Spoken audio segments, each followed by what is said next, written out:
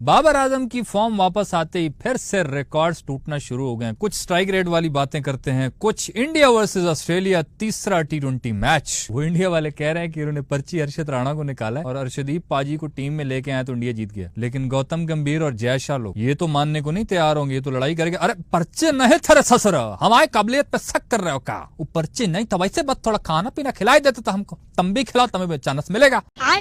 इनका मैच बड़ा इंटरेस्टिंग हुआ, इस पे बात करते हैं। फिर लास्ट पे बात करेंगे हमारे उमर अकमल भाई की, the powerful middle order batsman हमारे। सारी गपशप करते हैं। सबसे पहले तो बाबर आजम पे बात करते हैं, जो स्ट्राइक रेट और एवरेज वाली बात चल रही है। ये पहले T20 में जब बाबर आउट हुआ ना, उसके बाद रमीज राजा साहब की एक स्टेटमेंट आई थी बाबर के बारे में कि बाबर को ऐसी गेम नहीं करनी चाहिए, अपनी नेचुरल गेम पे रहे। कुछ ये भी था, कुछ शायद ये था कि उसने वो पिंक कलर के कपड़े पहने हुए थे तो वो पता नहीं अफ्रीका वाले अजीब अजीब नजरों से देख रहे थे। लेकिन बहरहाल वो जल्दी आउट हुआ तो रमीज राजा की स्टेटमेंट आई कि आते ही पावर हिटिंग करना ये बाबर की गेम नहीं है। ये पहले खड़ा होता है, अपना टाइम लेता है, उसके बाद धीरे धीरे फ्लो में आ जाता है और नेचुरल गेम तो बाबर की यही है। फिर जब तीसरे T20 में अब बाबर की फॉर्म वापस आई है, उसने रन्स किए हैं, तब भी हम सब ने ये चीज देखी कि शुरू के जो 30-35 रन्स थे वो उसने नॉर्मल किए हैं। कोई उसका स्ट्राइक रेट ज्यादा नहीं था, 29-28 बॉलों पे उसने 32-33 इतने रन्स थे मतलब। लेकिन जैसे ही वो 30-35 उसने क्रॉस किया तब उसके अंदर की वो उकाबी रूह बेदार हो गई। वैसे पाकिस्तान में एक चीज मैंने ये देखी है कि एक शाहिद अफरीदी ऐसा प्लेयर था जो आते ही छक्का बड़े आराम से मार लेता था, उसको परवाह नहीं होती। लेकिन उसके अलावा तकरीबन जो बैट्समैन मैंने देखे हैं ना, वो यही हमारे होते हैं कि हमारा इंजन थोड़ा थोड़ा आराम से गर्म होता है। पता नहीं पुराने इंजन है जो है, पर मुझे नहीं पता। ये हमारे जितने भी बैट्समैन परफॉर्मेंस देते भी है ना, तो वो यही होता है कि पहले 30 बॉलें आके आराम सुकून से वो लेते हैं, सिंगल डबल करते हैं। लेकिन ये भी चीज हमें माननी पड़ेगी कि जब अगर सेट हो जाए और खड़े रहें तो फिर कुछ प्लेयर्स ऐसे हैं जो आखिर पे वाकई डिफरेंस क्रिएट करते हैं। मतलब एक दफा इंजन गर्म हो जाए तो फिर छक्के चौके आराम से मारने लग जाते हैं। जैसे बाबर आजम की भी गेम अक्सर हमने देखी है, वो 30-35 क्रॉस कर जाए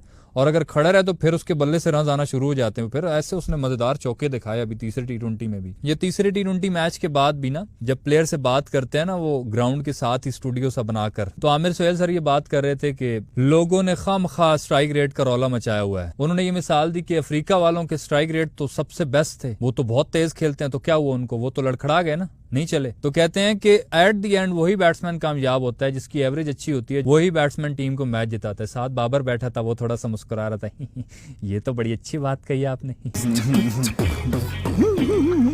बाबर बेचारे को निकाला गया था और उसने मेहनत की। एक चीज हमें देखने को मिली, एक जो उसने स्वीप शॉट मारी ना, वो वैसे बाबर मारता नहीं है स्वीप शॉट। इस मैच में हमने देखा उसने स्वीप शॉट पे पीछे चौका मारा है, तो ये कुछ ना कुछ तो काम किया उसने, वो नजर भी आ रहा है। वो जो स्ट्राइक रेट का बहुत ज्यादा शोर मच गया था ना कुछ महीने पहले, वो मेरे ख्याल से अब काफी थोड़ा ठंडा पड़ रहा है यार। मॉडर्न क्रिकेट का वो जो शोर था ना, वो काफी हद तक कम हो गया है। अब इसका मतलब ये नहीं कि मॉडर्न क्रिकेट खेलना गलत है, इसका मतलब ये कि हमारे पास जिस कैलिबर के प्लेयर है ना, जिस टाइप के प्लेयर है, हमें उसी हिसाब से चलना चाहिए। स्ट्राइक रेट बिल्कुल ज्यादा होना चाहिए, मॉडर्न क्रिकेट बिल्कुल होनी चाहिए। लेकिन हमारे पास जो नए प्लेयर्स थे मॉडर्न वाले, वो हम लेकर गए, वो तो कंप्लीटली फ्लॉप हो गए यार। वो तो बिल्कुल भी कुछ, वो तो 100 रन भी हमसे नहीं हो पा रहे हैं। और एट द एंड ये चीज सामने आ रही है कि आपको मिक्स करना पड़ेगा। बाबर को आप नहीं निकाल सकते और बाबर को आप ये भी मजबूर नहीं कर सकते हो कि आते ही वो पावर हिटिंग करे, वो उसकी नेचुरल गेम नहीं है। वो आएगा, अपना टाइम लेगा, आपको सिंगल डबल कर। लेकिन एक अद्धा बैट्समैन ऐसा होता है, सारे नहीं। अब इधर बाबर आजम सिंगल डबल कर रहा हो, उधर सलमान आदा जी सिंगल कर रहा हो, बाबर कह रहा हो कि यार मैं सिंगल करके देता हूँ तू मार, आगे सलमान आदा जी कहता था नहीं मैं सिंगल करके देता हूँ तू मार, मैं खड़ा हूँ तू मार, वो कहते हैं मैं खड़ा हूँ तू मार। तो ये नहीं होना चाहिए। मिक्सचर इसी तरह से पाकिस्तान क्रिकेट का नजर आ रहा है। एक बैट्समैन गेम को चलाए जैसे बाबर आजम है, और वो उसकी गेम है, वो पाकिस्तान का सबसे बड़ा बैट्समैन है, वो उसी की वही गेम है। और साथ में जैसे पावर हिटर हैं जैसे हसन नवाज हो गए, वो अब्दुल समद भाई, पूरी किताब भरी पड़ी है, वो चले नहीं वो अलग बात है। ऐसे हारिस है, ऐसे साइम अयूब है, तो ये जो बाकी बैट्समैन है उनको साथ में तेज स्ट्राइक रेट से खेलना होगा, ऐसे ही हम टीम को चला सकते हैं। अदरवाइज पूरी तरह से हर बॉल पे छक्के वाला जो हिसाब है ना, वो हमारा कामयाब नहीं हो सकता। ये बाबर ने अभी 50 मारी है ना, तो किसी भाई ने तो ट्विटर के ऊपर इसके कुछ रिकॉर्ड्स भी शेयर किए हुए थे। मैं आपको बता देता हूँ, अगर कोई कमी बेशी हुई तो प्लीज माफ कर देना। Most run in T20 history Babar के नाम हो चुके हैं, 4234 रन। मोस्ट 50s इन T20 क्रिकेट, ये भी 40 50s के साथ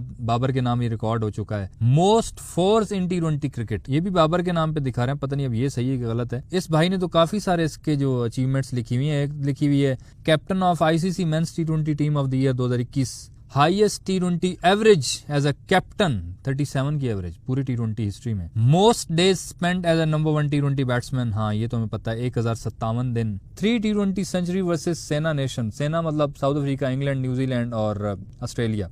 most run in T20 world cup 303, ये भी रिकॉर्ड इसके नाम है। Most player of the match in T20 by current Pakistani player 25 दफा। Second most player of the series in T20। Most T20 100 as a Pakistani batter, हाँ ये भी ठीक है। Second most 100 in T20 cricket, yes.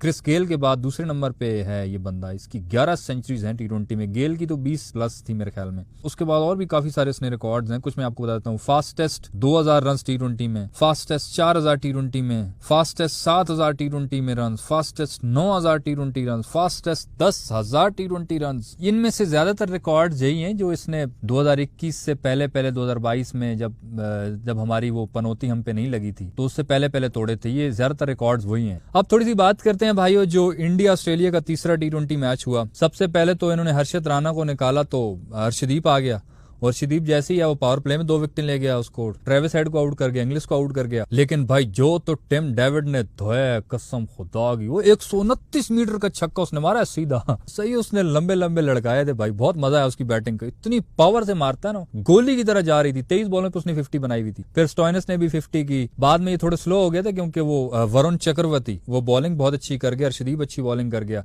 186 पे इनको रोक दिया था। इंडिया वाले चेस करने आए तो अभिषेक शर्मा ने शुरू में तो बड़ा मजा कराया। शब्बो जी ने बस दूसरी तरफ खड़ी रहती हैं। वो अभिषेक शर्मा उधर से बेचारा अकेले मार रहा होता है, वो दूसरी तरफ खड़ा होता है, हाँ मैंने नहीं उधर आना, ये तो बहुत तेज मारते हैं भगवान। वो ऐसे ही आता है बस सिंगल डबल कर करके ना, उसके दम पे शेर शुरू हो के बस चला जाता है चुपचाप। उसकी सही दिहाड़ी लगी हुई है शब्बो जी की भी। एक दफा वैसे लग रहा था कि इंडिया हार जाएगा, लेकिन वाशिंगटन सुंदर 23 बॉलों पर 23 बॉलों पर 49 नॉट आउट, जो उसने छक्के चौके ठोके हैं भाई। 18.3 ओवर में ये टारगेट चेस करके और गए 186 का। बहुत बड़ी बात है, छोटी बात नहीं है। बेशक ऑस्ट्रेलिया का हैजलवुड नहीं था, लेकिन हम तो अब ये नहीं कह सकते कि ऑस्ट्रेलिया की डी टीम थी। हालांकि न मिचेल स्टार्क था, न हैजलवुड था, और न वो उनके गुरुजी थे, the one and only paddy Cummins on the charge, वो भी नहीं था। तो मेन बॉलिंग तो उनकी नहीं थी, लेकिन फिर भी ऑस्ट्रेलिया को ऑस्ट्रेलिया में हरा देना भाई तारीफ है। पहला इनका T20 बारिश की नजर हुआ, दूसरा ऑस्ट्रेलिया जीता, तीसरा इंडिया जीत चुका है, और 2 रहते हैं। लेट्स सी फिर ये सीरीज किसके नाम होती है। अब जाते हुए थोड़ी सी बात कर लेते हैं, जो उमर अकमल बड़ी ट्वीटें कर रहा है। वो बेचारा क्या करे यार, उसके पास और कोई रास्ता ही नहीं है। वो NCA में प्रैक्टिस कर रहा है, आकिब जावेद के साथ तस्वीरें भी बना रहा है। वो क्या करे बेचारा यार। उमर अकमल बेचारा जो हो, जैसे भी हो, वो टिकटॉक बनाता है, लोग उसको टिकटॉक स्टार समझ लेते हैं। ऐसा नहीं है, उसमें सचमुच में टैलेंट है यार। उसको शायद खुद भी पता नहीं होगा कि उसमें कितना टैलेंट है। उसने ऐसे ऐसे क्रूशियल मैचेस में आके परफॉर्मेंसेस दी हुई है ना। ऑस्ट्रेलिया को मारता था यार वो ऐसे रख के छक्के चौके। 2011 के वर्ल्ड कप में इंडिया को उसने ऐसे मारा था, पाकिस्तानी प्लेयर सारे कांप रहे थे, टांगे वो कांप रही थी। ये ऐसे छक्के चौके मारता था जैसे ये किसी और प्लेनेट पे खेल रहा। तो यार उस बंदे में सचमुच में टैलेंट था। बस वो कहते हैं कि रौले शौले झगड़े शगड़ों में पड़ गया। आजकल फिर वो बेचारा प्रैक्टिस तो कर रहा है, और लोग कह रहे हैं कि यार जहाँ पे सबको चांसेस मिल रहे हैं, जहाँ पे दी लेजेंड हुसैन तलत भाई वो T20 खेल सकते हैं, तो उमर अकमल का क्या कसूर है। उसको भी चांस देना चाहिए मेरे हिसाब से भी यार। जहाँ पे इतनी वो ट्वीटें कर रहा है, इतनी प्रैक्टिस कर रहा है, और बंदे में टैलेंट भी है, तो यार आखिरी उसकी क्रिकेट भी अब थोड़ी रह गई है, तो जाते हुए 1-2 चांस दे दो यार। आज जिस उमर अकमल को लोग टिकटॉक स्टार कहते हैं, क्या पता वो कल का सुपरस्टार बन जाए। तो बस यार आज की वीडियो में इतना ही था। सही लगे तो यार लाइक कर देना, और यूट्यूब चैनल छक्का मार को सब्सक्राइब करके साथ घंटी को टर्न करके ऑल पे क्लिक कर देना, ताकि क्रिकेट की दिलचस्प वीडियोस आप तक पहुंचती रहें।